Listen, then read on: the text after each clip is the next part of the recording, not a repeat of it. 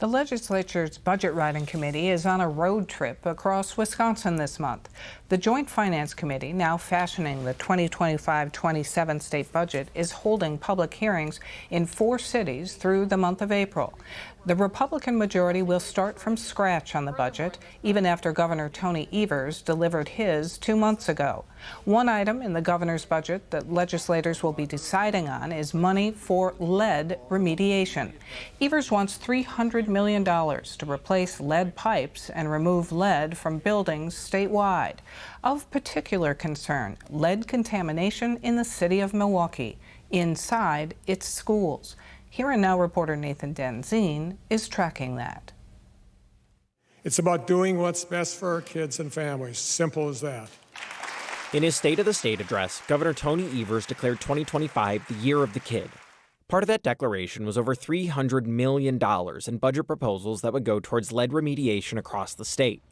There's no safe level of lead exposure for kids. Lead is the one. Lead is the serious one that really hurts kids. Marty Kanarek is an environmental epidemiologist and professor at UW-Madison that has studied lead and lead poisoning for nearly 50 years. A little kid exposed to lead doesn't grow as fast, doesn't reach developmental milestones as fast. It affects behavior.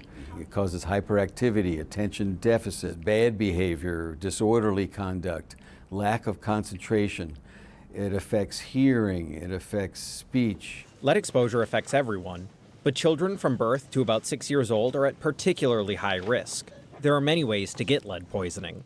2 of the most common are from inhaling lead dust from deteriorated paint or from lead pipes carrying water.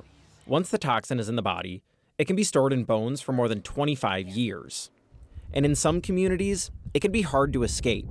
Milwaukee is like its own state on lead. I think 62% of lead poisoning cases in children are from Milwaukee throughout the whole state. Ryan Clancy is the representative for Assembly District 19 in Milwaukee.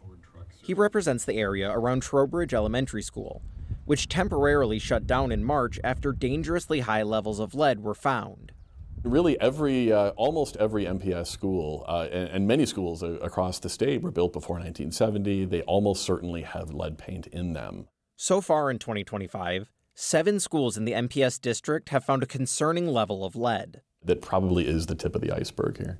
Trowbridge was the first to temporarily relocate students, but 3 more temporarily shut down after health officials found nightly remediation work was unsafe. In some instances, lead paint chips were found within arm's reach of a child's desk. The other 3 schools were able to complete emergency remediation without relocating students. One of those schools is Golda Meir Lower Campus.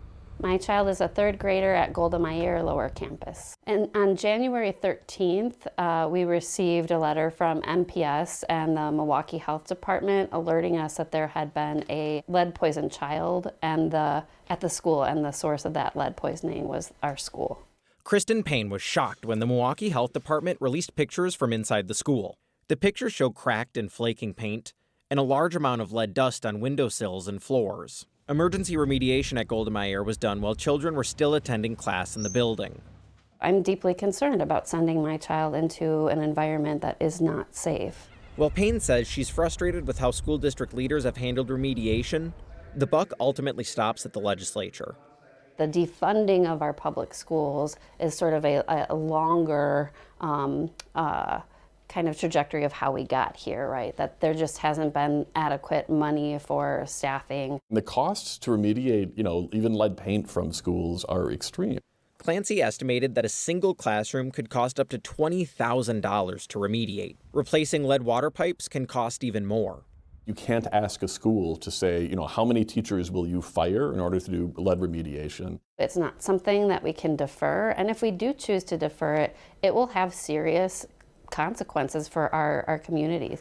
Making sure our kids are healthy, physically and mentally, is a crucial part of improving outcomes in our classrooms. Evers' proposals can be broadly broken down into 2 categories: remediation for lead-painted windows and for lead pipes.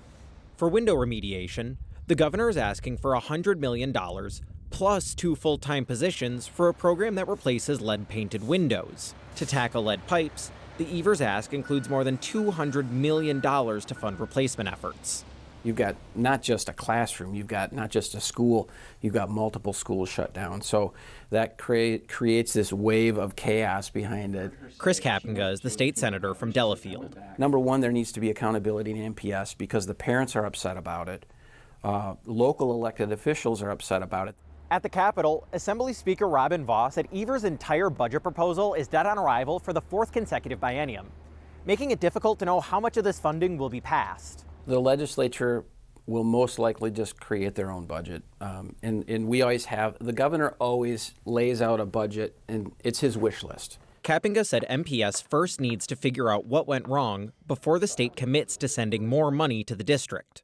We want to find out why this happened so that it never happens again. So the new superintendent of schools should be the one that says, this is important to us. Realistically, Kapenga says, Evers' entire proposal won't get funded, but he still isn't sure what the legislature will propose yet. That is a big question that cannot be answered in a political soundbite because we haven't done the work yet to understand what's needed. But Clancy and Payne say even the full proposal wouldn't have been enough to remediate all of the lead in Wisconsin. I'm grateful that there's some money in the state budget for now, right? Evers' recommended budget, but even that's not enough. $221 million just for lead hazard control. So we're estimating somewhere, between $600 million and $1 billion. We should be starting there in the budget. It's just a question of money, of political will to give the money to do the job. Even if the initial cost is high, everyone agrees that something needs to be done to keep students safe. This is going to have to be a priority because we can't educate our kids if they can't be in the classroom. Every dollar that is spent on that means an improvement in the quality of life for folks all across the state. It's a losing argument to not focus on lead eradication. The research is exquisite in showing that every little bit of lead hurts kids' brains. For Here and Now, I'm Nathan Denzine in Milwaukee.